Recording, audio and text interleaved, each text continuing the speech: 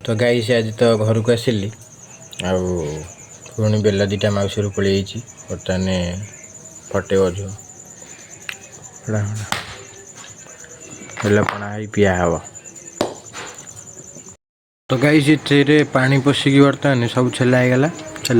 पानी पशिकी बर्तमान सब मंजी बाहर सब कौन कौन पड़ो देखिए पहला ना बेल आ क्षीर मिक्स हम। बर्तमान छेना कटा गला छेना बर्तमान मिक्स हम तापर पड़ो चीनी